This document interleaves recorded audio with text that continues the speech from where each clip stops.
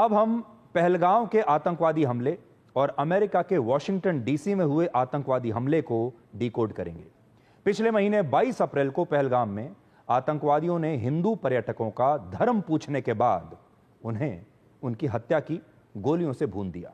और अब पहलगाम से 11,500 किलोमीटर दूर अमेरिका की राजधानी वॉशिंगटन डीसी में भी एक आतंकवादी ने 2 यहूदियों की हत्या की है।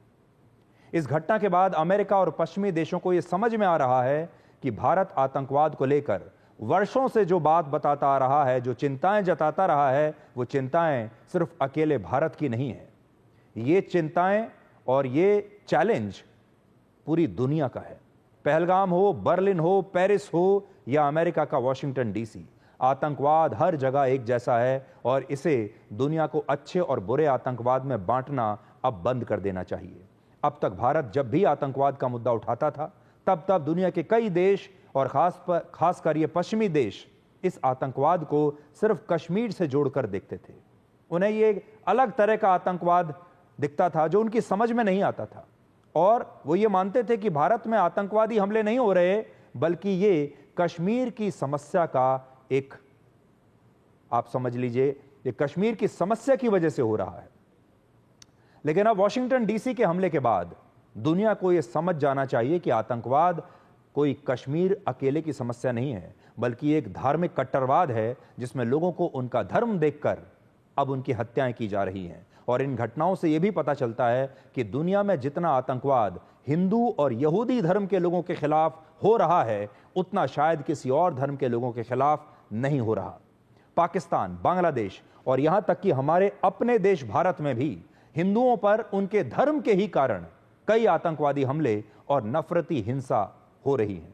और यही इजराइल के यहूदी धर्म के लोगों के साथ भी इस समय हो रहा है। हमास के आतंकवादी हमलों के बाद अब वॉशिंगटन डीसी में भी 2 यहूदियों की खुलेआम, सरेआम हत्या हुई है।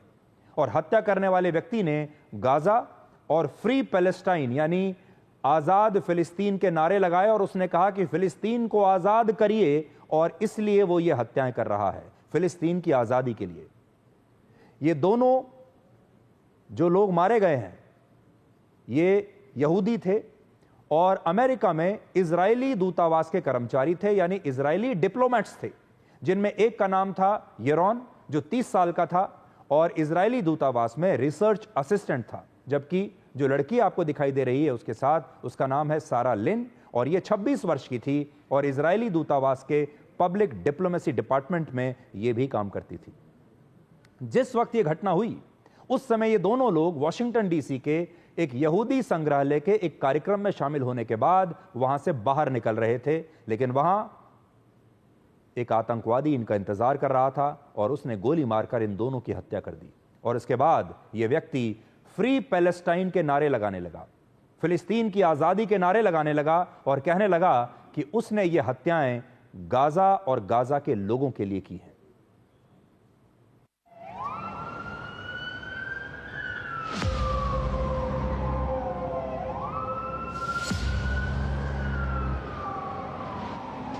So he pulls out his keffiyeh and he says, I did it. I did it for Gaza.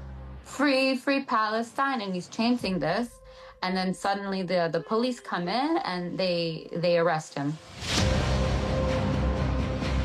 Free, free Palestine! Free, free Palestine!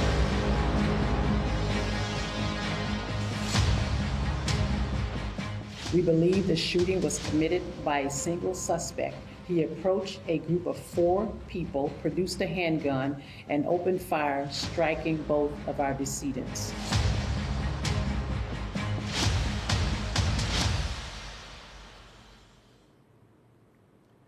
America की पुलिस ने इस हमलावर को गिरफ्तार कर लिया है और इसका नाम है एलियास रॉड्रिग्स और यह शिकागो का रहने वाला है और आरोप है कि इसने फिलिस्तीन के मुसलमानों के समर्थन में यह हत्याएं की हैं।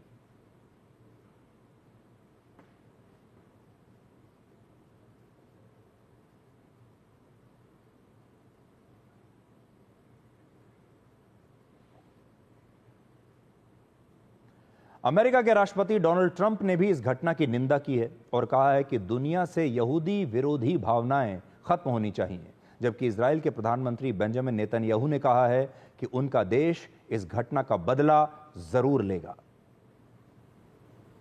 Yaron and Sarah weren't the victims of a random crime.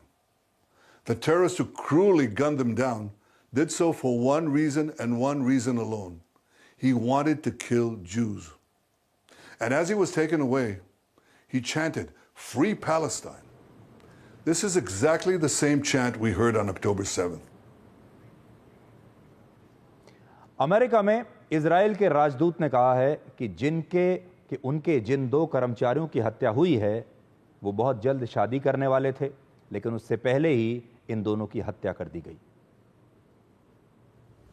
The couple that was gunned down tonight in the name of Free Palestine. It's a young couple about to be engaged.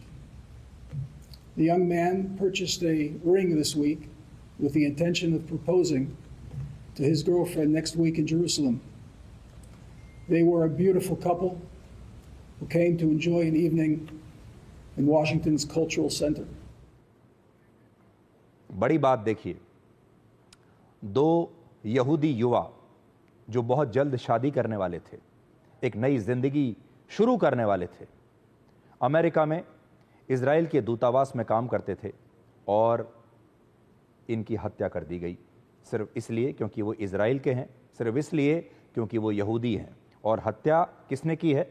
जो फिलिस्तीन की आज़ादी के नारे लगा रहा है और कहता है कि यह हत्या उसने गाज़ा के लिए की है, गाज़ा के लोगों के लिए की है।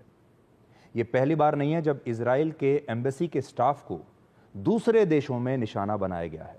पिछले 35 वर्षों में ऐसी 20 से ज़्यादा घटनाएं हो चुकी हैं और अमेरिका में भी ये दूसरी बार हुआ है। आज से 52 साल पहले वर्ष 1973 में भी वाशिंगटन डीसी में इजरायली दूतावास के एक कर्मचारी की हत्या कर दी गई थी और उस कर्मचारी का नाम था योसेफ एलोन। इजरायली दूतावास पर अब तक का सबसे बड़ा हमला मार्च 1992 में अर्जेंटीना में हुआ था, जब एक फिदायीन आतंकवादी ने बारूद से भरे ट्रक में इजरायली दूतावास के पास विस्फोट किया और इजरायली दूतावास के 4 कर्मचारी इस हमले में मारे गए थे। भारत में भी अगर आपको याद हो तो वर्ष 2012 में दिल्ली में इजराइल के दूतावास की एक गाड़ी में बम रखा गया था और इस धमाके में इजरायली दूतावास की एक महिला बाल बाल बच गई थी। ये घटनाएं हम आपको आज इसलिए बता रहे हैं ताकि आप ये समझ सकें कि यहूदियों को उनके धर्म के कारण बार बार निशाना बनाया जाता है और अलग अलग देशों में इजराइल के राजदूतों पर हमले होते रहे हैं, जबकि ये अंतर्राष्ट्रीय संधि का सबसे बड़ा उल्लंघन है। अंतर्राष्ट्रीय संधि क्या कहती है? वर्ष 1961 के वियना कन्वेंशन में इसके बारे में जिक्र किया गया है। पूरी दुनिया में सदियों से यह नियम रहा है कि कोई भी देश या साम्राज्य कभी अपने दुश्मन देश के दूत पर हमला नहीं करता और इसका जिक्र हमारी रामायण और महाभारत में भी मिलता है। रामायण में जब भगवान हनुमान भगवान श्री राम के दूत बनकर माता सीता को ढूंढते हुए रावण की नगरी लंका पहुंचते हैं तो रावण क्रोधित होकर भगवान हनुमान को जान से मारने के बारे में सोचता है, वो जान से मारना चाहता है। जब रावण के मन में ये बात आती है तो उसका भाई विभीषण उसे याद दिलाता है कि प्राचीन सिद्धांत ये कहते हैं कि किसी भी परिस्थिति में, चाहे वो हमारा दुश्मन ही क्यों ना हो, दुश्मन के दूत को मारा नहीं जा सकता, उसकी हत्या नहीं की जा सकती। इसी तरह महाभारत का भी एक प्रसंग है जिसमें भगवान श्री कृष्ण युद्ध से पहले पांडवों और कौरवों के बीच समझौता कराने के लिए हस्तिनापुर जाते हैं, लेकिन कौरवों में सबसे बड़ा भाई दुर्योधन भगवान श्री कृष्ण को ही बंदी बनाने की कोशिश करता है, जिसके बाद कौरवों की सभा दुर्योधन को यह याद दिलाती है कि दूत पर कभी भी हमला नहीं किया जा सकता और इस तरह भगवान श्री कृष्ण पर कोई आंच नहीं आती। अर्थशास्त्र में चाणक्य ने भी यही लिखा है कि किसी भी परिस्थिति में किसी के दूत को सजा नहीं दी जा सकती और उसकी सुरक्षा हर समय हर रूप में होनी चाहिए। इसके अलावा आज से लगभग 3200 वर्ष पहले मिस्र के राजा ने अपने पड़ोसी साम्राज्य के साथ एक संधि की थी जिसे ट्रीटी ऑफ कादेश कहते हैं। इसे पहला लिखित समझौता भी माना जाता है जो पत्थर पर लिखा गया था और यह पत्थर आज भी संयुक्त राष्ट्र के पास है, जिसे आज आप अपनी स्क्रीन पर देख सकते हैं। इस पत्थर पर लिखा है कि 2 देशों को एक दूसरे के राजदूत की सुरक्षा करनी चाहिए और उन्हें कोई नुकसान नहीं पहुंचाना चाहिए। लेकिन इसके बावजूद इजराइल के राजदूतों को अलग अलग देशों में बार बार निशाना बनाया जाता है, और ऐसा सिर्फ उनके धर्म के कारण होता है। और यहां आपके मन में यह सवाल आज जरूर आएगा कि आखिर यहूदी धर्म से और हिंदू धर्म से इतनी नफरत क्यों की जाती है? तो इसका प्रमुख कारण यह है कि ये दोनों क्रिश्चियनिटी और इस्लाम धर्म से काफी पुराने धर्म हैं, और ये दुनिया के सबसे प्राचीन धर्मों में से एक है। आपने देखा होगा कि जब कोई नई चीज आती है तो उसका मुकाबला पुरानी चीज से जरूर होता है, चाहे वो विचारधारा हो या कोई और चीज, और यही बात धर्मों पर लागू होती है। सनातन धर्म और यहूदी धर्म हजारों वर्ष पुराने धर्म हैं, जबकि ईसाई धर्म 2000 वर्ष पुराना है और इस्लाम धर्म तो लगभग 1400 वर्ष पुराना ही है। क्योंकि ये नए धर्म हैं, इसलिए जब इनका विस्तार हुआ और ये दूसरे देशों में पहुंचे तो इनका पुराने धर्मों से संघर्ष हुआ, विचारधाराओं में संघर्ष हुआ, जिसमें कुछ पुराने धर्म समाप्त हो गए और जो धर्म आज रह गए उनके साथ इनका आज भी संघर्ष जारी है। जैसे सनातन धर्म और यहूदी धर्म आज भी बचे हुए हैं, इसलिए इन धर्मों का इन नए दो धर्मों के साथ लगातार संघर्ष चल रहा है, क्रिश्चियनिटी के साथ और इस्लाम के साथ।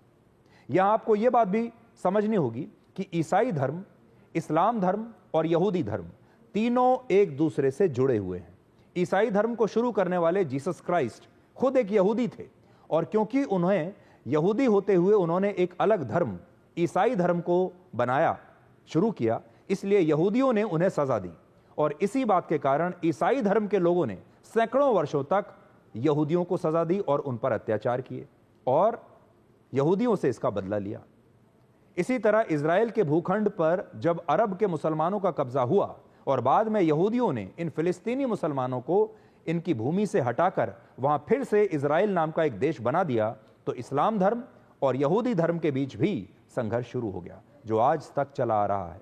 और यही कहानी हिंदू धर्म की भी है।